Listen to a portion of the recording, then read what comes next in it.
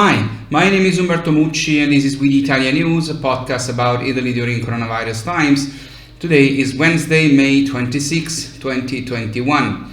Italy has administered 31,854,000 shots of vaccine, 10,648,000 Italians are fully vaccinated, 17.7% of the population. The regions who fully vaccinated the highest percentage of their population are Molise, Liguria, Friuli Venezia Giulia, Abruzzo and Basilicata. Those who instead vaccinated the lowest percentage of the population are Sicily, Calabria, Sardinia, Campania and Lazio.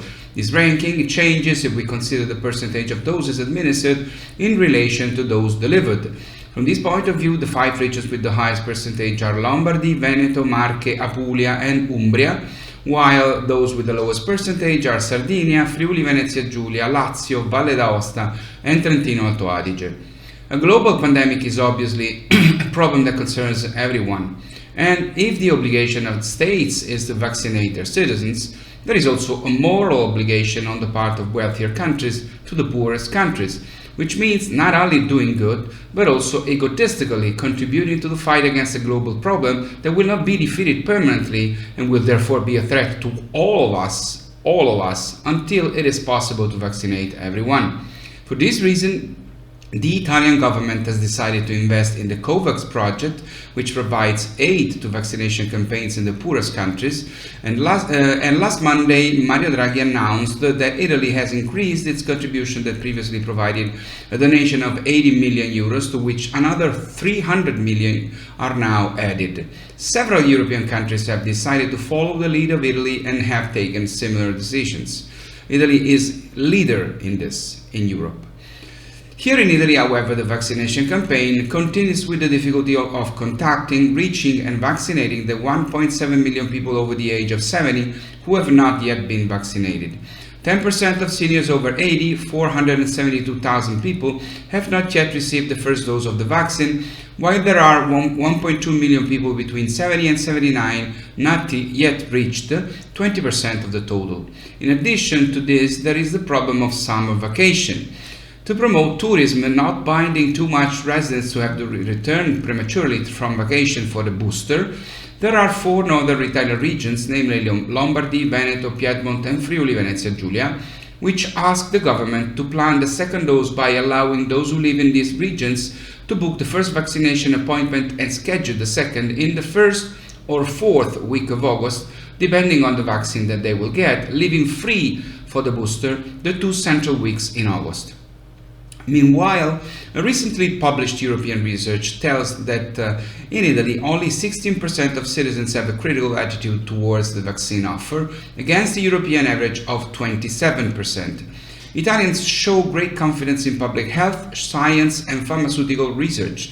The positive opinion of Italians is 64% against 59% of Europeans, and this despite the fact that Italians usually record a very low level of confidence in their institutions. The profile of the Italian skeptic is the following. He is a man, he is between 35 and 49 years old, he is unemployed, he has a low average educational level, he has a very good health, he lives in rural areas, and above all, he informs himself mostly through social media. According to this research, the percentage of skepticism in Europe follows a kind of geographical division. Northern and Mediterranean countries are less skeptical than Central European countries, while Eastern countries have the highest percentage of skepticism. The world of work in Italy has been deeply affected and shaken by the pandemic and is struggling to find its way back up.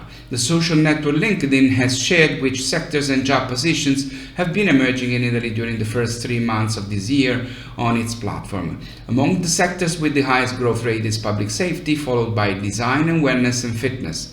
Fourth place, entertainment and travel. Whether it's the desire to restart the planning for the summer season, the fluctuating easing of containment measures, what is certain is that the roles that historically are among the most sought after, such as software and IT services, slip to fifth place, while at sixth there are corporate services. The latter two are still the sectors with the highest number of job ads, but show a lower percentage growth than the previous ones.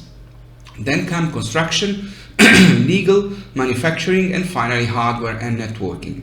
LinkedIn's research also explains the professional priorities that characterize this period. One Italian out of two now considers flexibility as fundamental, both in terms of hours and the possibility to work remotely.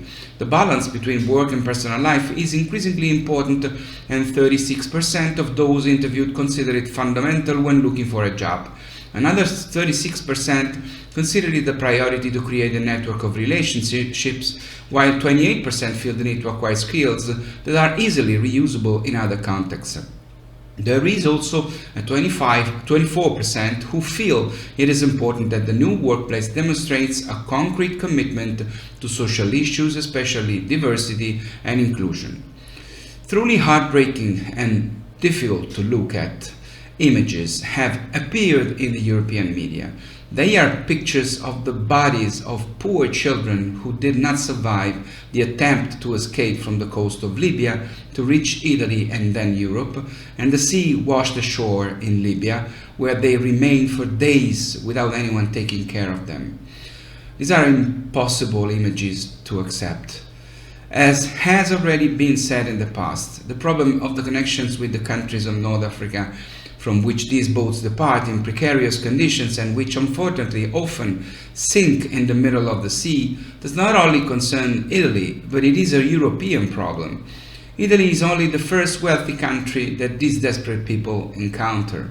So the Italian government spoke about this too at the European summit held on Monday, with the goal that the next meeting at the end of June, the last before the summer break, will take common action, take common European action. This is something that Italy has been trying to achieve for years in Europe, but perhaps this time the charisma and leadership of those who lead the Italian government right now, much higher and recognized by all than in the past, could lead to results that so far have never been achieved. Let's hope so. It is to be hoped, and not only for Italy, but above all for all those who risk their lives hoping for a better future, and out of respect for the tens of thousands who have died trying to cross the Mediterranean. It's all for now, it's all for today. My name is Umberto Mucci, this was We the ItaliaNews. Please remember that starting from June, We the ItaliaNews will come back on Monday and Thursday, so it'll be bi-weekly. No more Monday, Wednesday and Friday, but only Monday and Thursday starting June. That's all for now. Please stay safe and take care of yourselves. Ciao from Rome.